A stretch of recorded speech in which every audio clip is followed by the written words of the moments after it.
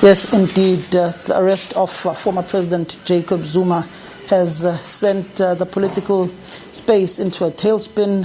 The residents of and citizens of the province of KwaZulu-Natal and South Africa at large, some are saying this is a victory for the judiciary, for the rule of law. And others, like the Minister of Correctional Services and Justice, are saying that this is not a time for jubilation and for those who may feel that they've triumphed over the former president. But we are going to speak to Sihle Zikalala, the provincial chairperson of the ANC and also the premier of the province, on the political ramifications of the arrest of former President Jacob Zuma. Mr. Zikalala, thank you for being on the SABC. Just as a province, the arrest of the former head of state, a former leader of the ANC in this province, and a former leader of the ANC at a national level, how have the people of the province, and in particular the ANC PEC, received the news of the former president going to hand himself over yesterday evening?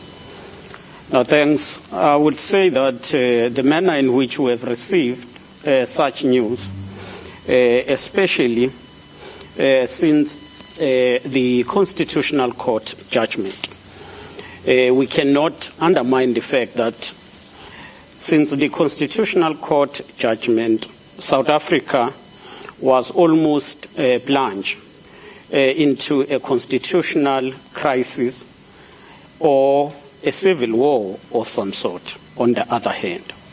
And therefore, this has deepened pain among the citizens of the province, the membership of the African National Congress in particular, as we have been working with former President Jacob Zuma, as we share a good relationship with him, and as we respect and know him for his own contribution in the peace, the transformation, and the development of the province. Mr. Zikalala, you went to see the former president over the weekend.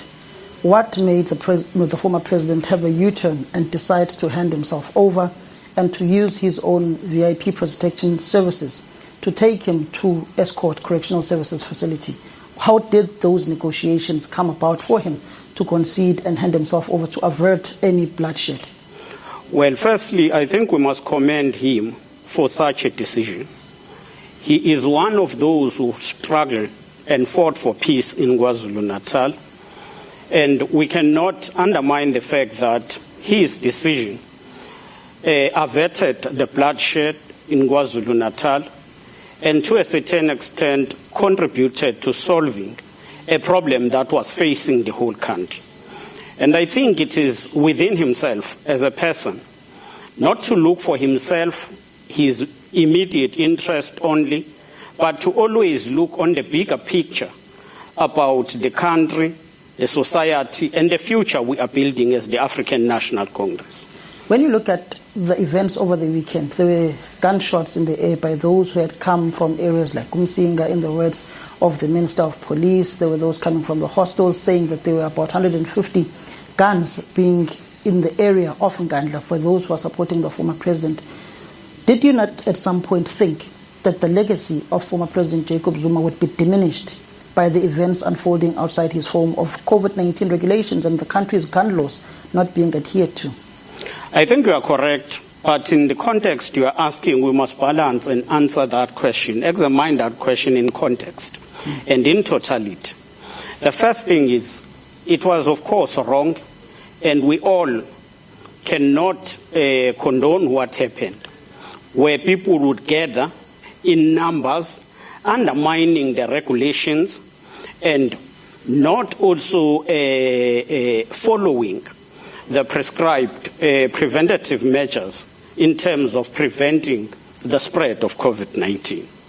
But secondly, we can also not condone the behavior of people carrying weapons or arms and gunshots that were displayed. We can also, at the same level, we do need to take into cognizance the anger and the pain that some people felt. And some people have raised a number of issues that will need to be examined in the proper platforms so that the society is satisfied. Among such issues is that it is for the first time that the Constitutional Court the apex court of the country, becomes the first court to deal with the matter and make a judgment. And that has inflicted pain, and that's what number of people are raising. The second, number of people are saying, yes, of course, it was not correct for former President Zuma to undermine the Constitutional Court and the judgment that he should go to Zondo Commission. But also they are concerned, people are concerned about the sentence, that in terms of the Commissions Act, the sentence, the maximum sentence could be 6 months, and in the case of former President Zuma, it has been escalated to 15 months. So in totality, those are issues we need to grapple with.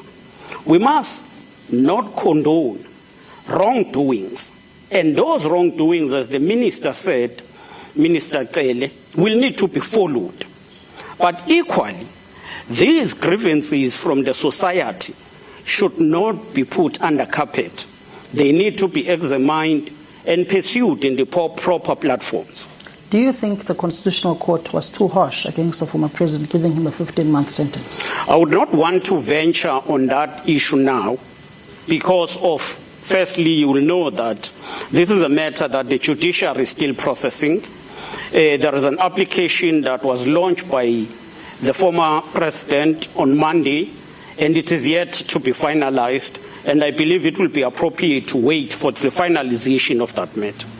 When you saw the former president leaving his Nkandla home, going to hand himself over, as a person who's also been the provincial chair of this province, where you are currently sitting now in that chair, how did you feel as a leader, seeing your leader, someone whom was instrumental in your own political career, handing himself over? It was painful, so painful. But after all, if you look in totality of the events that have unfolded, you will also say he is providing the solution himself. So not only for me, but for the entire leadership of KwaZulu-Natal, who have communicated with us, they have expressed their painful feeling about this matter. Former President Zuma is not just a cadre or a comrade in the ANC.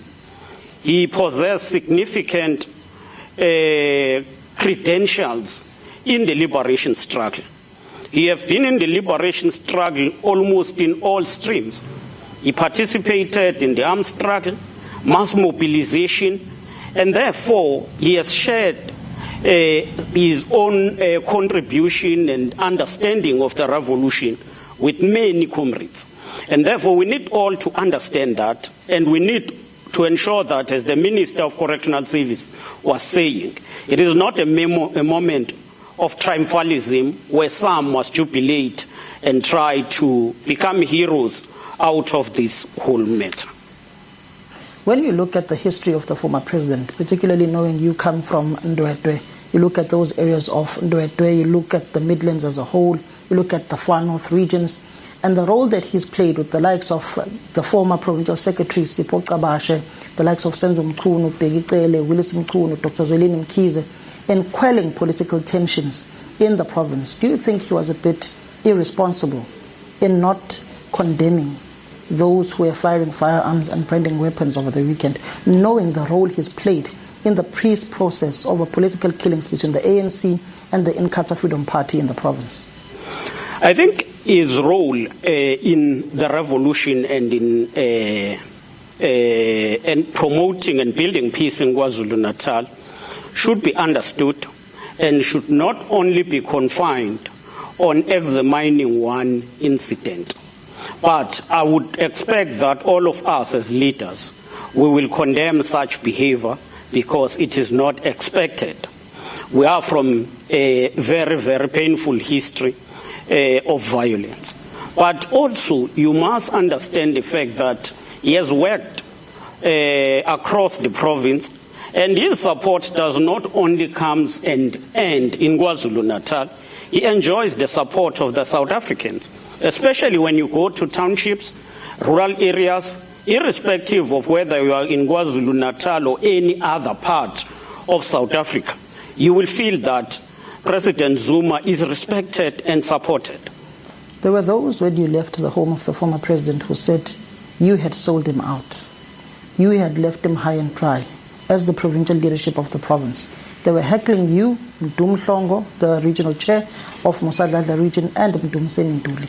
Have you sold out former President Zuma? No, we have never sold him out, and we are not going to also betray him or desert him even now. Look, some of us do not parade ourselves as supporters of anyone. But when we give you support in principle and consistently. I'm one of those, and without trying to say I've been alone, no.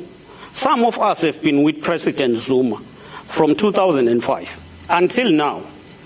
In each and every difficulty he has faced, we've been there publicly, but we've been there to talk to him, to engage with him, and to give him his support. Now, some people will want us to focus on public support that we give, but they will fail to understand that we spend much time together discussing and engaging on issues. And the fact that we are in the leadership of the ANC, and I think we will need to address that point as well. And I'm going to come to it, but let me conclude. From 2005, we've supported former President Zuma till now, and we're not about to desert him. We've supported him because of the contributions he has made to the country, to the province, but to ourselves as cadres of the movement, who have learned a lot from him. Now, other people think that the support is only in terms of public engagement. But support goes further than that. And I think support includes engaging, direct, sharing ideas, and discussing issues going forward. Then there is another aspect here. There are those who are saying because you are in a structure of the ANC and the president is Cyril Ramaphosa, you have sold out to President Cyril Ramaphosa at the expense of President Zuma. No, it can't be so. We supported President Zuma throughout his difficulties. We will continue to support him. But that does not compare to supporting President Ramaphosa, because we must support Ramaphosa in as far as implementing the programs of the ANC, supporting as far as implementing the government program. That does not mean we can't go to President Zuma, listen to him, and support him. And to compare the two does not make an objective analysis, because the two are not in the same conditions. But also the fact that we are all in the ANC means that we need each other as cadres of the movement. That lies in the problem, Mr. Zikalala. There are those whom, like former President Zuma, in that virtual meeting he had with the ANC top six, he said the ANC president is not genuine, the ANC leadership had sold him out, the ANC leadership was not true to their words, and they had called him basically to please their masters that they could rein him in. That's where the posture of those who are supporting the former president take the cue of his own words. How do you then mend the relations between those who are in the structures who need to support the president of the ANC, but also support former President Zuma? Are you not stuck in between the two as a province?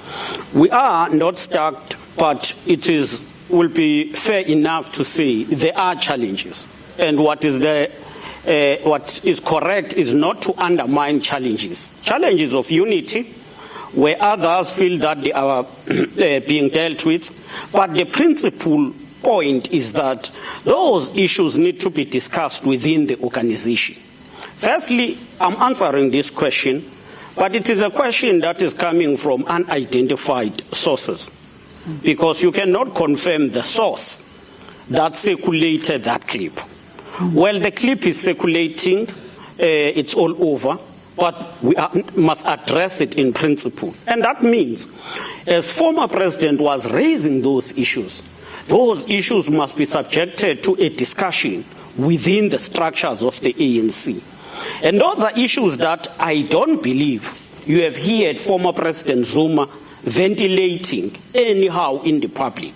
But he was raising that with his leadership, as you are saying, the top six. So if you raise issues internally, it becomes a constructive engagement and a constructive criticism. And constructive engagement is allowed in the ANC. All issues must be debated and must be discussed openly, as long as they are debated and discussed within the platforms of the ANC. Do you believe that the ANC leadership is not genuine when it comes to dealing with former President Jacob Zuma, particularly knowing that he claims that certain judges are bought and those judges were bought by CR17 monies? Well, you want my belief and to express my belief on the issue that is a subject for discussion within structures. And should I discuss this issue with you, I will be undermining that very same principle. So allow me not to engage on that question, because it does need a debate and a discussion in a proper structure of the ANC. Mr. Zikalala, how do you mend the divisions that have stemmed in the province with the arrest of former President Jacob Zuma, with those feeling that the former president is being arrested by the incumbent president of the African National Congress and of the country? We have agreed as the NEC and as the PEC that we must discuss these issues internally, as we have done. We started a discussion within the PEC. The NEC discussed on Monday. We are going to be meeting soon as the PEC, and thereafter we will go to structures and engage with structures of the ANC. It is important that we listen to structures. We must listen to ANC members and structures, whether they are aggrieved or whether they agree with the situation. What is important for us as the ANC leadership at this moment is to ensure that we sit with structures or engage with them in a way that will provide leadership. And providing leadership will be to ensure that we've got a program that brings all of us together around supporting former president, but also a program of building the organization and a program of transforming the lives of the people of KwaZulu-Natal. We should always, even within any difficulty, not forget that we exist essentially to unite and lead the people in the struggle of liberation, which in today's epoch is about ensuring transformation of the lives of our people. How do you make sure that the president of the ANC now addresses any rally of the ANC in the province, knowing very well that there's a deep-rooted sentiment that he is behind the arrest of the former president and that he's not chased away or heckled like you were heckled in Moses Mabhida region in the last court appearance of former President Zuma? In the last court appearance, you were there. I'm not sure whether you are correct factually in terms of that heckling, of whether we were heckled or not.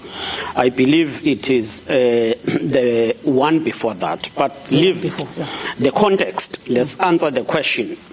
I think if you are to build unity, the first point is to allow those who are angry to express themselves. Sit with them, allow space to speak out, express themselves, and try to find each other. What is wrong in the organization is when there is a dissent, you suppress it, because that dissent will then burst in public. So it is important for us that we offer the platform for members to ventilate, express themselves, but at the end, try to find a solution that will take the ANC forward. The ANC will still need to exist. The ANC needs to continue with its work of uniting the people of KwaZulu-Natal and the country as a whole in the struggle for total liberation. It is true that we enjoy liberation in terms of freedom, but we are not yet where we have envisaged as the country. As a province, have you encouraged former President Jacob Zuma and the incumbent president of the ANC to have a heart-to-heart discussion as two former presidents of the governing party, knowing and seeing that the divisions in the party are seemingly stemmed between these two warring bulls? Indeed, we encourage the engagement. We encourage the engagement between all former presidents of the ANC. We are the ones who initiated the engagement between former President Zuma and the national officials. We were at the center of that, and therefore we will always encourage engagement, because when there are signs that leaders don't see eye to eye, they always need to engage and solve issues. Yesterday, when the former president was going to hand himself in, as a provincial chair, did you have an engagement with him? Did he update you on the decision that he had taken, or did you just see it on TV? His office was always in touch with us. From the morning, I was always in touch with his office, getting messages. At some point, we speak direct. At some point, we will speak through his offices. Even when he was dropped, they did brief us. We are always in touch with him and with his office. What is the ANC national leadership saying? What is the way forward now, since he is behind bars and has turned himself in? Well, the way forward is to try to unite the ANC, and will be to try and see how to reach out to him and continue to engage him and give him his support, as we have said, and then continue with the work of the organization. Would you be encouraging that he gets parole once a third of his sentence is done? If I were in the position to process that, I believe he deserves it, and I think it will be looked at an appropriate time by those who are eligible to look on that issue. As someone who's leading this province, you've got many issues to deal with. It's former President Jacob Zuma's incarceration. It's the Shembe issue, the judgments that have just come out. It's the royal household succession debate there and who takes over as king, and also COVID-19. How has it been for you as Sihle Zikalala, the provincial chair of the ANC and the premier of the province? Very strenuous, but we cannot undermine the support. The support was been given by the membership and the leadership of the ANC. The support was been given by former leaders and the national leaders. When you talk about the issues of the royal house in particular, former President Zuma is one of those who will come and say, hey, you must handle this matter with care and try to ensure that there is unity. So we are encouraged by the support we have received from various sectors of the society. We also would want to thank the religious leaders who have been behind us with prayers and support. We also want to thank the traditional leaders. They've been with us. But be it as it may, yes, there are challenges, but we are navigating through those challenges, and each and every period we are scoring successes, and we will continue with the struggle.